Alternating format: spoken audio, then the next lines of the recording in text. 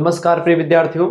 आज के वीडियो के माध्यम से हम लोग चर्चा करेंगे political science BA third semester के चैप्टर 2 के बारे में और बहुत ही विस्तार से हम लोग चैप्टर संख्या 2 को समझेंगे। Political process in India BA के थर्ड सेमेस्टर में आपके पाठ्यक्रम में शामिल है। दीनदयाल उपाध्याय गोरखपुर विश्वविद्यालय में वेस्टर्न पॉलिटिकल थॉट शामिल है। उसको लेकर के मैं लेक्चर बना दूंगा। हालांकि वेस्टर्न पॉलिटिकल थॉट मैंने फोर्थ सेमेस्टर में पढ़ाया हुआ है, तो आप वो वीडियोस देख लेंगे तो दीनदयाल उपाध्याय गोरखपुर विश्वविद्यालय वाले बच्चों के लिए इंपॉर्टेंट हो जाएगा, उससे बाहर नहीं आने वाला है। तो परेशान आपको नहीं होना है। अगर आप बीए के थर्ड सेमेस्टर में, तो सभी विश्वविद्यालयों में बीए थर्ड सेमेस्टर में पॉलिटिकल प्रोसेस इन इंडिया आपको पाठ्यक्रम में पढ़ना पड़ता है। इसका पहला लेक्चर मैं दे चुका हूं और सिलेबस डिस्कशन हो चुका है। 2 क्लास हो चुके हैं, तीसरी क्लास ये है। 2026-27 का नवीनतम बैच प्रारंभ हो चुका है। इसमें आपको सब कुछ मिलेगा। देखिए, यूनिट नंबर 1 आपकी चल ही रही थी, उसमें हम लोग एक चैप्टर को देख चुके थे। इसमें हमने पॉलिटिकल प्रोसेस इन इंडिया में खास करके जो भारत में लोकतंत्रीकरण की प्रक्रिया है उसको समझा था। और बेसिकली ये मेरे हाथ में सिलेबस है, मैं आपको बता दूं हमने क्या पढ़ा था अभी तक। हमने प्रोसेस ऑफ जो है डेमोक्रेटाइजेशन जिसको कहते हैं, लोकतंत्रीकरण की प्रक्रिया को पढ़ा था इन पोस्ट कॉलोनियल इंडिया। यानी कि जो है उस समय किस तरीके से भारत में लोकतंत्रीकरण की प्रक्रिया स्वतंत्रता के पहले और बाद में किस तरीके से रही, किसका विकास कैसे हुआ, ये सब हम पढ़ चुके थे। आज के वीडियो के माध्यम से हम डायमेंशंस ऑफ डेमोक्रेसी यानी लोकतंत्र के आयाम, social economic and political factors shaping the Indian political system since independence, ये पूरा का पूरा है आपका यूनिट का नाम। अब इसमें आपको 3 चैप्टर हम आज मतलब कि 3 चैप्टर समझना होगा। एक तो लोकतंत्र का सामाजिक आयाम, एक बढ़िया चैप्टर है। लोकतंत्र का आर्थिक आयाम, फिर लोकतंत्र का पॉलिटिकल एंड राजनीतिक आयाम। इन तीनों को समझ लेंगे, फिर इसके बाद में आपका इकाई संख्या 1 समाप्त हो जाएगा। फिर इकाई नंबर 2 में आएंगे और विस्तार से चर्चा करेंगे। चलिए समझने का प्रयास करते हैं। तो अध्याय संख्या 2 आप पहले हेडिंग देखेंगे, स्वतंत्रता के बाद भारतीय राजनीतिक व्यवस्था को आकार देने वाले सामाजिक कारक। ये आपके चैप्टर का नाम है, ठीक है। तो इसको हम समझने का प्रयास करते हैं। ये आपके सिलेबस के अकॉर्डिंग सीधा मैं पढ़ा रहा हूं, तो आपको भटकना नहीं कहीं पर। ये आपका नवीनतम एजुकेशन पॉलिसी के अंतर्गत सिलेबस है, ये बात ध्यान रखिएगा। सबसे पहले आप भूमिका लिखते हैं किसी भी टॉपिक को। इसकी भूमिका क्या है, टॉपिक में हमको क्या समझना है, क्या पढ़ना है बेसिकली। देखिए इसको पहली बात, 15 अगस्त 1947 जिस दिन हमारा देश आजाद हुआ था। 15 अगस्त अभी कल की डेट को हमारा देश आजाद हुआ था। कल क्या है, कल 15 अगस्त की डेट है, आप सभी को पता होगा। स्वतंत्रता दिवस की आप सभी को बहुत बहुत बधाई, बहुत बहुत शुभकामनाएं। आपको बता दूं, स्वतंत्रता दिवस आप सभी को पता होगा क्यों मनाया जाता है, क्योंकि हमारा देश आजाद हुआ था। लगभग 200-250 साल की गुलामी के बाद में, 200 साल की गुलामी बेसिकली देखे तो उससे हमको आजादी मिली थी। अंग्रेज लोग जो है भारत से गए थे और भारतीय सत्ता जो है भारत के हाथों में आ गई थी। ये स्वतंत्रता दिवस जो है इसीलिए हम 15 अगस्त को मनाते हैं। भारत ने स्वतंत्रता पाई 15 अगस्त की डेट को। 26 जनवरी 1950 को क्या हुआ, संविधान लागू हुआ। जब स्वतंत्रता मिल जाती है उसके बाद में संविधान सभा की बैठकें होना शुरू हो जाती हैं, संविधान का निर्माण होता है। संविधान निर्माण में 2 वर्ष 11 महीने 18 दिन का समय लगा और इस तरीके से संविधान निर्माण होता रहा। और जब 2 साल 11 महीने 18 दिन के बाद संविधान बना, फिर उसको लागू किया गया एक विशेष तारीख को, 26 जनवरी की डेट को, जिस दिन हम गणतंत्रता दिवस के रूप में मनाते हैं, ठीक है। तो 1950 को अपना देश लागू हुआ। अपने संविधान में क्या है, संविधान ने भारत को समाजवादी यानी कि भारत में समाजवादी व्यवस्था को अपनाया गया है। धर्मनिरपेक्ष और लोकतांत्रिक गणराज्य घोषित किया गया। बेसिकली ये भारतीय प्रस्तावना में ये शब्द शामिल नहीं था, ठीक है। ये 42वां संविधान संशोधन 1976 में होता है। उसमें समाजवादी, धर्मनिरपेक्ष और अखंडता जैसे शब्दों को जोड़ा गया, ठीक है, इमरजेंसी के दौरान। तो इस तरीके से चीजें, लेकिन हमारी जो मूल विशेषता है, हम समाजवाद को फॉलो करते हैं। बेसिकली मिश्रित अर्थव्यवस्था के देश हैं। धर्मनिरपेक्ष, भारत का कोई अपना धर्म नहीं है, सब धर्म को मान्यता मिलती है। अनुच्छेद 25 से लेकर के अनुच्छेद 28 तक भारतीय संविधान धार्मिक स्वतंत्रता का अधिकार देता है। कोई भी व्यक्ति किसी भी धर्म को मान सकता है, किसी भी धर्म को छोड़ सकता है, ठीक है। उसको किसी प्रकार का कोई सरकारी दबाव नहीं दिया जाएगा। ये बात पूरी डिटेल से लिखी हुई है। तीसरी बात, स्वतंत्रता के बाद हुआ क्या, भारतीय राजनीति के स्वरूप, दिशा और कार्यप्रणाली को गहराई से प्रभावित करने में सामाजिक कारकों की अहम भूमिका रही। इसीलिए हम इन सामाजिक कारकों को एक चैप्टर के रूप में पढ़ने का जो है एक प्रयास करते हैं या कोशिश करते हैं, या हमारे सिलेबस में, हमारे पाठ्यक्रम में इसको रखा गया ताकि हम इसको पढ़ें। क्योंकि सामाजिक कारक जो है वो राजनीति की दिशा, स्वरूप और उसको एक प्रकार से उसकी जो कार्य प्रणाली होती है राजनीति की, उसको प्रभावित करते हैं। जो सामाजिक कारक होते हैं, ठीक है? तो हम समझेंगे चीजों को। इसके अलावा भारत एक बहुजातीय देश है, भारत में बहुत सारी जातियां रहती हैं, बहुधार्मिक, बहुत सारे धर्म, हिंदू, मुस्लिम, सिख, ईसाई, बौद्ध, जैन, पारसी, यहूदी, तमाम धर्म, तमाम जातियां, ब्राह्मण, क्षत्रिय, वैश्य, शूद्र से लेकर के तमाम जातियां रहती हैं। बहुभाषी देश है, यहाँ पर मलयालम, तेलुगु, तमिल, कन्नड़, हिंदी, मराठी, ठीक है? मराठी और को लेकर के अभी बवाल हुआ था, मराठी हिंदी को लेकर के। तो आप देखते हैं ऐसे तमिल को लेकर के होता रहता है समय समय पर। तो भारत में बहुभाषी देश भी, मतलब बहुभाषी यानी बहुत सारी भाषाएं, भाषाओं के आधार पर ही अपना देश गठित हुआ, मतलब कि अपने राज्य जो है गठित हुए हैं। विविधतापूर्ण देश है, यानी भारत में चाहे भाषा को लेकर के बात की जाए, चाहे धर्म को लेकर के बात की जाए, जातियों को लेकर के बात की जाए, कल्चर को लेकर के बात की जाए, तमाम प्रकार में आपको विभिन्नता मिलती है।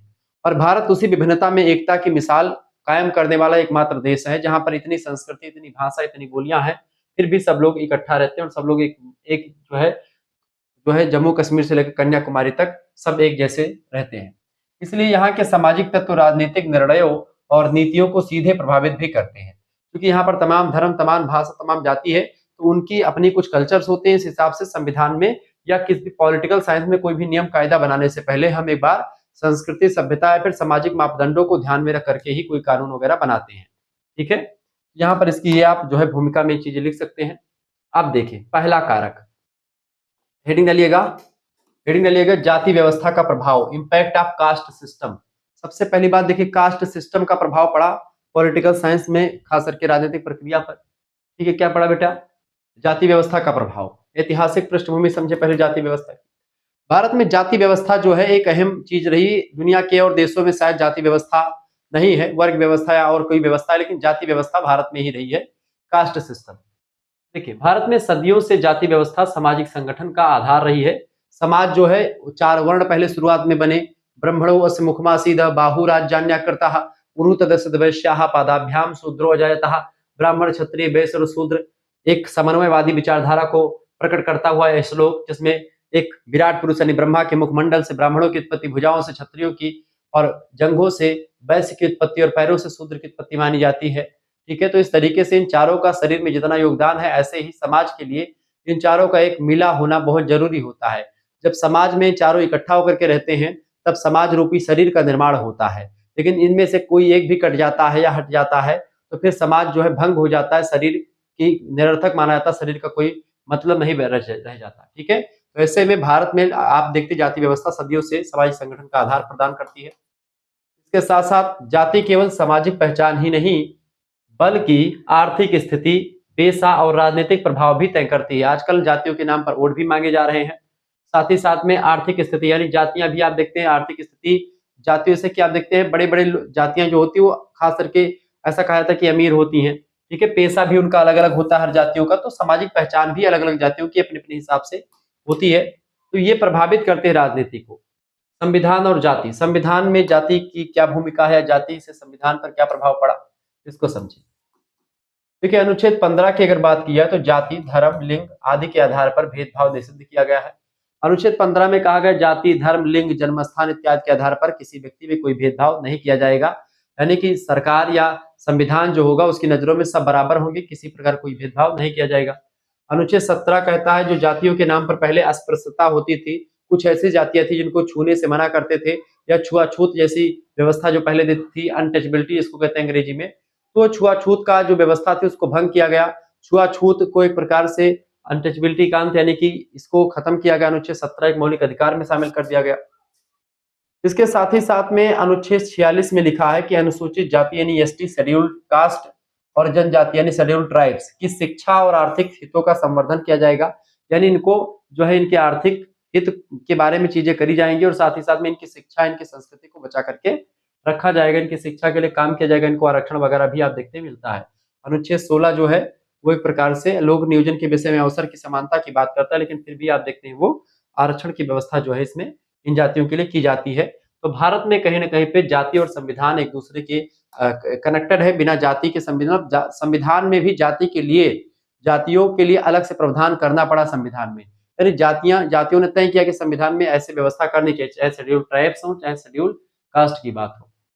अब आरक्षण नीति को समझे, ये भी कहीं ना कहीं पे सामाजिकता के या सामाजिक फैक्टर्स हैं जिसने प्रभावित किया राजनीति को। जैसे कि एससी, एसटी, ओबीसी यानी कि शेड्यूल्ड कास्ट, शेड्यूल्ड ट्राइब्स यानी जो अनुसूचित जाति, अनुसूचित जनजाति, और ओबीसी अदर बैकवर्ड कास्ट यानी कि अन्य पिछड़ा वर्ग आयोग, मतलब अन्य पिछड़ा वर्ग, ठीक है। इनको शिक्षा, नौकरियों और राजनीतिक प्रतिनिधित्व में आरक्षण की व्यवस्था करी गई है। तो ये जातियों के आधार पर ही किया गया है भारत में। इसके साथ ही साथ पंचायतों और संसद में सीटों का आरक्षण किया गया, जैसे कि किसी पर पिछड़ी कभी लड़ेंगे, कभी हरिजन लड़ेंगे, मतलब सामान्य सीट आती है तो उसमें भी आप देखते हैं ये लोग लड़ सकते हैं, लेकिन सामान्य वर्ग का आदमी वो एक प्रकार से हरिजन पिछड़ी में नहीं लड़ सकता है। ये सब सारे प्रावधान जो है किए गए हैं। तो कहीं न कहीं पे राजनीतिक भागीदारी का बड़ा माध्यम जो है इसमें जाति के द्वारा एक प्रकार से डिसाइड होता है। तो जाति एक प्रकार से कहीं न कहीं पे राजनीति में प्रत्यक्ष अप्रत्यक्ष दोनों तरीके से हावी है, और बिना जाति के राजनीति भारत में दैट इज़ इम्पॉसिबल, आप देखते हैं संभव नहीं हो पाती है, बिना जाति के नाम पर। राजनीतिक प्रभाव, देखिए चुनाव में जातिगत समीकरण दलों के रणनीतिक अहम हिस्सा होता है। जब भी कोई पार्टी जो है किसी भी चीज को टिकट देती है तो जाति के आधार पर, धर्म के आधार पर देती है। किस एरिया में किस जाति के लोग ज्यादा हैं उसके अकॉर्डिंग टिकट का वितरण किया जाता है, ठीक है। किस एरिया में किस तरीके की व्यवस्था है, कैसे धर्म कैसे जाति के लोग हैं, तो ये सब एक अहम भूमिका निभाते हैं राजनीति में। तो यहाँ पर भी एक अहम भूमिका है राजनीति में। तो यानी एक सामाजिक सामाजिक जो फैक्टर्स हैं वो राजनीति में बहुत ज्यादा भूमिका निभाते हैं, या फिर लोकतंत्र को कहीं न कहीं पे एक अलग भूमिका के तहत प्रस्तुत करते हैं। उदाहरण के रूप में समझें, जैसे कि उत्तर प्रदेश में यादव जाति, यादव, जाटव, ब्राह्मण वोट बैंक जो है ज़्यादा है। ऐसे ही बिहार में यादव, कुर्मी, दलित समीकरण ये सब सेट होता है। इसके हिसाब से ही एक प्रकार से देखते हैं वोट दिया जाता है। जैसे कि लालू प्रसाद यादव यहाँ के मुख्यमंत्री पहले थे नीतीश यादव। तो ऐसे कहीं न कहीं पे आप देखते हैं कि तो यादव साम्राज्य बिहार में यादव, कुर्मी, दलित का समीकरण चलता है। उत्तर प्रदेश में यादव, जाटव, ब्राह्मण का समीकरण चलता है। इस तरीके से आप देखते हैं कि ये समीकरण जो है ये वोट या राजनीति में सीधे-सीधे जाति जो है, जाति के नाम पर राजनीति हो रही है, इसमें कोई दो राय नहीं है, और जातियों के आधार पर ही राजनीति चीजें तय होती है। सकारात्मक और नकारात्मक जाति के दोनों पहलू सामने आते हैं। जैसे कि सामाजिक न्याय को बढ़ावा कभी-कभी मिलता है, इसका सकारात्मक पक्ष ये है, और नेगेटिव पक्ष इसका ये है जाति समीकरण का कि जातिवाद का चुनावी शोषण और विभाजनकारी रणनीति होती है। कभी-कभी जातियों के नाम पर जो है दंगे हो जाते हैं, जाति एक-दूसरे से लड़ जाती है। अभी आप देखते हैं जब जातियों के नाम पर राजनीति होने लगती है, तो जैसे इटावा जैसे कांड होने शुरू हो जाते हैं, जिसमें यादव और ब्राह्मण को लड़ा दिया जाता है, ठीक है। यादव वर्ग और ब्राह्मण वर्ग आपस में वैमनस्य फैला देते हैं, ठीक है। ये सब बस केवल क्या किया जाता है कि कुछ समय के लिए मुद्दा होता है। आप देखो सब मामला शांत है, थोड़े दिन के लिए एक प्रकार से उकसा दो, ताकि जो है ये रहे कि थोड़े-थोड़े समय पर एक-एक मुद्दा छेड़ते रहते हैं ये लोग।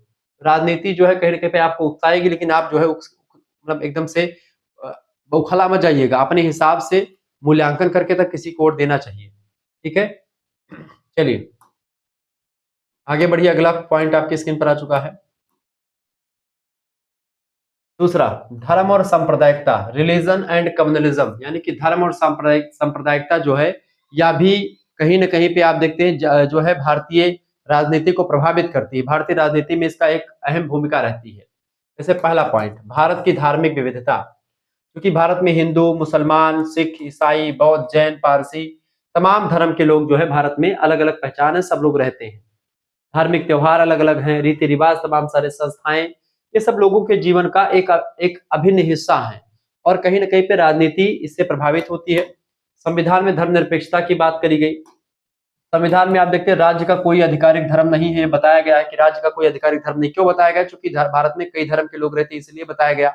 एक ही धर्म होता, जैसे पाकिस्तान एक ही धर्म है, तो वहाँ पर जो है क्या है? मुसलमान धर्म है, लेकिन भारत जो है बेसिकली हिंदू धर्म बाहुल्य क्षेत्र है, तो इसको ऐसा नहीं कह सकते कि ये हिंदू धर्म जो है यहाँ पर ज़्यादा हो जाएगा।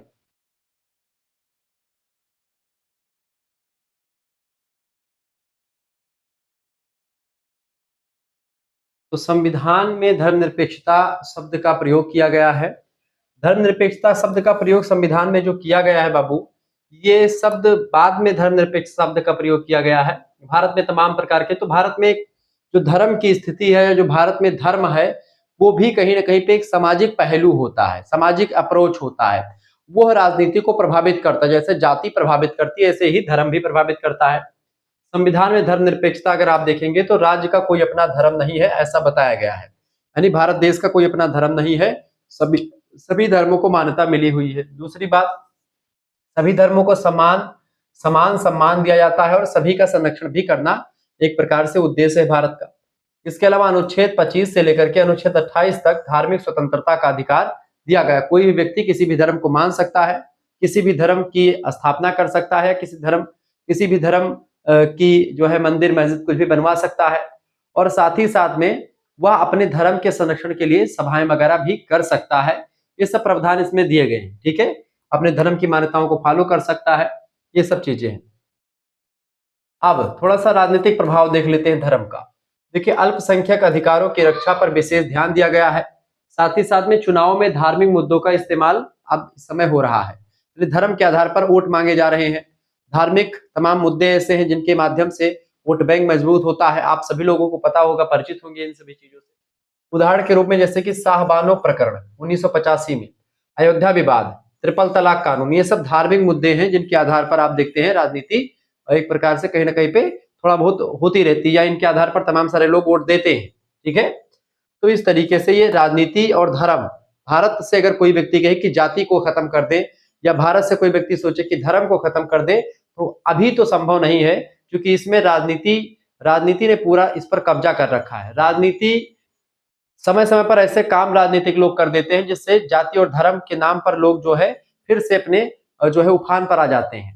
तो कहीं ना कहीं पे विवाद जो है विवाद भी होता है। और बेसिकली अगर एक पुराना वर्णाश्रम व्यवस्था देखें या पुराने धार्मिक चीजें देखें तो वो सही थी।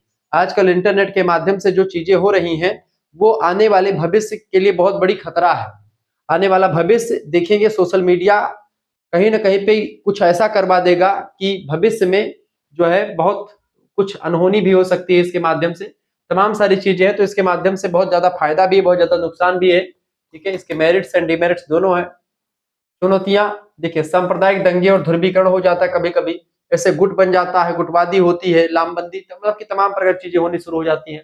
धर्म के नाम पर वोट बैंक की राजनीति होने शुरू हो जाती है। तो ये सब इसके डिमेरिट्स है, चुनौतियां हैं। यानी राजनीति में अगर धर्म का प्रभाव आप देखें तो बहुत जबरदस्त है, उसमें कोई दो राय नहीं है, ठीक है। धर्म के आधार पर राजनीति जो होती है वो प्रभावित होती है। तो ये राजनीतिक आयाम, मतलब कि ये जो है धार्मिक आयाम हो गया राजनीति को प्रभावित करने वाला। लोकतंत्रीकरण को प्रभावित करता है।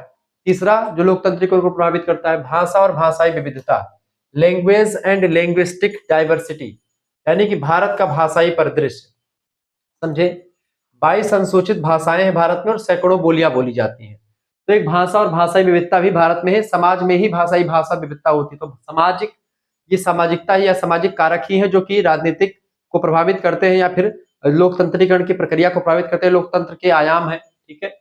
देखिए, 22 अनुसूचित भाषाएं हैं, ठीक है। सैकड़ों बोलियां भारत में है। 22 भाषाएं ऐसी हैं जो कि संविधान में लिखी हैं, ठीक है। हिंदी और अंग्रेजी केंद्र सरकार की आधिकारिक भाषा है। हिंदी राजभाषा, ऑफिशियल लैंग्वेज है। तो ये सब चीजें आप देखते हैं। राजनीतिक घटनाएं जो भाषा को लेकर के हुई, जैसे कि 1956 में राज्य का पुनर्गठन अधिनियम आया। भाषाई आधार पर राज्यों का गठन किया गया। जैसे तमिलनाडु में तमिल भाषा, कन्नड़ भाषा आप देखते हैं, कन्नड़ हो गया, ठीक है। कर्नाटक में कन्नड़ हो गया, ऐसे मलयालम केरल में हो गया, ठीक है। महाराष्ट्र में मराठी हो गया। इस आधार पर आप देखते हैं कि बोलियों के हिसाब से राज्यों का बंटवारा किया गया। उदाहरण के रूप में जैसे आंध्र प्रदेश, गुजरात, महाराष्ट्र का विभाजन भाषा के आधार पर हुआ। तमिलनाडु में हिंदी विरोधी आंदोलन लगातार चलते ही आ रहे हैं, आप देखेंगे 1965 से। भाषा राजनीति को और तेज किया है कहीं ना कहीं पे। तो इस तरीके से भाषा भी प्रभावित करती है लोकतंत्र को या लोकतंत्रीकरण की प्रक्रिया को। प्रभाव इसका यह पड़ा कि भाषा पहचान और क्षेत्रीय गौरव का प्रतीक बनी। क्षेत्रीय दलों के उभार में भाषाई भावनाओं की बड़ी भूमिका रहती है। कभी कभी भाषा भी क्षेत्रीय दल यानी जो पॉलिटिकल पार्टीज होती छोटी छोटी, उनको आगे बढ़ाते हैं। चौथा विशेषता, ये चौथी बात ये है, जात कारक जो सामाजिक कारक है लोकतंत्र के, जातीय और क्षेत्रीय विविधता। स्वतंत्रता के बाद की मैं बात कर रहा हूं ये सब, ठीक है। एथनिक एंड रीजनल डाइवर्सिटी, विविधता का स्वरूप। देखिए, भारत में अनेक जनजातीय समूह हैं, तमाम प्रकार की क्षेत्रीय संस्कृतियां हैं। अलग अलग क्षेत्र में अलग अलग संस्कृति, अलग अलग सभ्यताएं हैं और स्थानीय पहचान है उनकी, तो उनको भी बचा करके रखना इंपॉर्टेंट हो जाता है। तो राजनीतिक चीजें उससे भी प्रभावित होती हैं। पूर्वोत्तर भारत में आप देखते हैं अलग टाइप की राजनीति होती है। जम्मू कश्मीर की राजनीति अलग टाइप की रहती है। पंजाब, राजस्थान, तमिलनाडु, सभी की विशिष्ट सांस्कृतिक पहचान और सभी को बचा करके रखना है, ये राजनीतिक उद्देश्य होता है। इसका राजनीति पर क्या प्रभाव पड़ता है? राजनीति पर इसका यह प्रभाव पड़ता है कि अलगाववाद और स्वायत्तता की मांगे कभी कभी उठती है, जैसे कि नागालैंड समझौता, नागालैंड को लेकर के बोडोलैंड की मांग होती है पूर्वोत्तर भारत में। पंजाब में खालिस्तान की मांग लगातार उठती रहती है। जम्मू कश्मीर का विशेष दर्जा आपको जानते हैं मिला ही था, तो उसको खत्म किया गया, लेकिन फिर भी कुछ चीजें आपको अभी भी दिखती हैं। क्षेत्रीय असंतुलन को दूर करने के लिए विशेष योजनाएं, जैसे कि पूर्वोत्तर परिषद, विशेष राज्य का दर्जा, ये सब देने का प्रावधान जो है राजनीति के द्वारा किया गया, ताकि समाज एकजुट रहे और राजनीति सही तरीके से होती रहे। ये सभी जो है लोकतंत्रीकरण की प्रक्रिया में आप देखते हैं ये सामाजिक आयाम आते हैं। पांचवा है शहरीकरण। देखिए, शहरीकरण और सामाजिक परिवर्तन अगर देखें, अर्बनाइजेशन एंड सोशल चेंज, तो स्वतंत्रता के बाद बदलाव आप देखते हैं बहुत सारा भारत में देखने को मिला। बड़े पैमाने पर ग्रामीण जो जनता थी वो शहरों की ओर पलायन कर गई, यानी कि शहरी क्षेत्रों में पलायन की है, ठीक है, यानी गई है कमाने के लिए, रोजगार के लिए, कुछ भी करने के लिए। शिक्षा, स्वास्थ्य, परिवहन और रोजगार के नए नए अवसर प्राप्त हुए हैं। ऐसे ही और तमाम प्रकार की चीजें हमारे समक्ष आती है। राजनीतिक अवसर अगर बात की जाए, तो देखिए शहरों में मुद्दे खास करके बिजली, पानी, आवास, यातायात और प्रदूषण, ये सब आप देखते हैं शहरों में एक अलग टाइप का रहता है। ग्रामीण इलाकों से अलग शहरी मतदाताओं की प्राथमिकताएं होती हैं। शहरी लोगों को ज्यादा एक प्रकार से चीजें उनकी सुरक्षा की जाती है, गांव वगैरह में उतना ज्यादा डेवलपमेंट नहीं होता है। सोशल मीडिया और जागरूकता इस समय आजकल आप देख ही रहे हैं। सूचना क्रांति से लोगों की राजनीतिक भागीदारी बढ़ी है। जो लोग वोट नहीं डालते थे, आज वो भी वोट डाल करके और फोटो खींच करके डाल रहे हैं सोशल मीडिया पर। युवा वर्ग राजनीति में सक्रिय हो रहा है। आजकल युवा नेता निकल रहे हैं तमाम सारे। तो ये सब चीजें आप देखते हैं राजनीति को प्रभावित करती है, और राजनीति जो है समाज के लिए जरूरी भी है। अगर आपको हमारे साथ जुड़ना है तो आप हमारे साथ जुड़ सकते हो। 9161 93 60 62 इस नंबर पर आपको व्हाट्सएप पर एसएमएस कर देना है। व्हाट्सएप पर इस नंबर पर एसएमएस क्या करेंगे, अपना नाम, अपनी यूनिवर्सिटी का नाम, अपने सब्जेक्ट के नेम, और आप किस सेमेस्टर में हो अपने सेमेस्टर का नाम लिख करके भेज दीजिएगा। थर्ड सेमेस्टर में है, आप अपने थर्ड सेमेस्टर का नाम लिख करके भेज दीजिएगा। आपके पास एक स्कैनर भेजा जाएगा। उसी स्कैनर पर मात्र 100 रुपए फीस आपको जमा कर देनी है। जैसे ही आप 100 रुपए फीस जमा करेंगे, आपके पास एक जो है ये आप फीस जो है किसी दूसरे से भी जमा करवा सकते हैं, जरूरी नहीं कि आप खुद ही करें, आप किसी से भी पेमेंट करवा सकते हैं। जो नंबर आपको जुड़ना होगा, नंबर बता दीजिएगा, आपको जोड़ दिया जाएगा। इसमें आपको लाइव क्लास की लिंक मिलेगी, साथ ही साथ में वीडियो लेक्चर्स मिलेंगे, ठीक है। सबसे इंपॉर्टेंट बात, यहाँ पर आपको पीडीएफ नोट्स मिलेंगे, और पीडीएफ नोट्स की अगर बात करें तो उसमें ऑब्जेक्टिव टाइप के क्वेश्चंस रहेंगे, और लिखित टाइप के भी क्वेश्चंस मॉडल पेपर के माध्यम से तैयार किए जा रहे हैं। चैप्टर्स आप समझ ही रहे हैं, तो सब कुछ आपको विस्तार से पढ़ाया जा रहा है। यहाँ पर केवल एक सब्जेक्ट नहीं, बल्कि आपके जो 3-4 सब्जेक्ट हैं सभी, यानी 3 मेजर सब्जेक्ट, एक माइनर, एक को करिकुलर, इन सभी पांचों सब्जेक्ट की तैयारी, चारों सब्जेक्ट की तैयारी मात्र और मात्र 100 रुपए फीस में हो जानी है। यह बात आप ध्यान रखेंगे, यानी मात्र 100 रुपए फीस में आपको पूरा एक सेमेस्टर की फीस है, केवल 100 रुपए, 6 महीने आपको 5 सब्जेक्ट जो भी आपके पढ़ाए जाएंगे। उसमें आपको पीडीएफ नोट, बेसिकली सबसे इंपॉर्टेंट है कि इसमें आपको पीडीएफ नोट्स चैप्टर वाइज व्यवस्था की जा रही है कि सभी चैप्टर के पीडीएफ नोट तैयार किए जाए, वो सब आपको ग्रुप में मिल जाए। पीडीएफ नोट सब कुछ आपको ग्रुप में मिल जाएंगे, जहां पर आपको कहीं पर भटकने की जरूरत नहीं पड़ेगी। मॉडल पेपर, प्रैक्टिस सेट और को करिकुलर का पेपर हमेशा ऑब्जेक्टिव होता है सभी विश्वविद्यालय में। इसके लिए विशेष प्रावधान किया गया है। सभी विश्वविद्यालयों में सिलेबस यही शामिल है। दीनदयाल उपाध्याय गोरखपुर विश्वविद्यालय में सिलेबस थोड़ा सा अलग है, वो मैंने 4th सेमेस्टर में पढ़ा रखा, तो 4th सेमेस्टर वाले वीडियो देखिएगा। बाकी मैं डीडीयू के लिए अलग से मॉडल पेपर सेट कर दूंगा, तो उसके लिए परेशान मत होइए, ठीक है। बाकी राम मनोहर लोहिया विश्वविद्यालय, वीर बहादुर सिंह पूर्वांचल, महात्मा गांधी कृषि विद्यापीठ, जनरल चंद्रशेखर बलिया विश्वविद्यालय, ठीक है, सिद्धार्थ यूनिवर्सिटी कपिलवस्तु, मां पाटेश्वरी बलरामपुर विश्वविद्यालय, ठीक है, मासा कुमारी सहारनपुर विश्वविद्यालय, एमजे प्यारी बरेली रोहिलखंड विश्वविद्यालय, ठीक है। इसके अलावा आपका जो है चौधरी चरण सिंह मेरठ विश्वविद्यालय, छत्रपति शिवाजी महाराज कानपुर विश्वविद्यालय, प्रोफेसर रज्जू भैया स्टेट यूनिवर्सिटी, ठीक है। इसके अलावा महाराजा सुहेलदेव आजमगढ़ विश्वविद्यालय, जनरल चंद्रशेखर बलिया विश्वविद्यालय, लखनऊ विश्वविद्यालय, ऐसे तमाम प्रकार के और विश्वविद्यालय, बुंदेलखंड यूनिवर्सिटी झांसी, डॉक्टर भीमराव अम्बेडकर आगरा विश्वविद्यालय। सभी विश्वविद्यालयों के लिए लेक्चर इंपॉर्टेंट है, तो कहीं पर भटकना आपको नहीं पड़ेगा, सब कुछ आपको वहीं पर मिलेगा। सभी सब्जेक्ट की तैयारी मात्र 100 रुपए फीस में। तुरंत जुड़िए, देर मत कीजिए, क्योंकि अगर एक सब्जेक्ट का आप सीरीज खरीदते हैं, 60 रुपए का सीरीज लगेगा एक सब्जेक्ट का, और 5 सब्जेक्ट का लोगों कितना पड़ेगा, 300 रुपए। अगर हमारे साथ जुड़ेगा केवल 100 रुपए में सब कुछ आपको मिल जाएगा, ठीक है। चलिए आगे बढ़ते हैं। तो इस तरीके से आप इन चीजों को समझ पा रहे हैं। तो सोशल मीडिया के प्रभाव से बहुत सारी चीजें बढ़ी हैं। इसके अलावा अगला पॉइंट आपका है, अगला है सामाजिक सुधार आंदोलन का प्रभाव, impact of social reform movement. जो लोकतंत्रीकरण की प्रक्रिया है, या लोकतंत्र में इसका भी प्रभाव पड़ा, किसका, जो सामाजिक सुधार आंदोलन चले हैं, महत्वपूर्ण आंदोलन, जैसे कि महिलाओं ने आंदोलन किया तो महिला सशक्तिकरण बढ़ा, महिलाओं को उनका अधिकार मिला, ठीक है। पर्यावरण संरक्षण की बात करी गई, दलित आंदोलन चलाए गए, जनजातीय आंदोलन तमाम सारे चलाए गए, जिससे एक राजनीति में एक फेरबदल करनी पड़ी, या राजनीति में तमाम प्रकार के जो है प्रभाव पड़ने से दिखाई पड़े।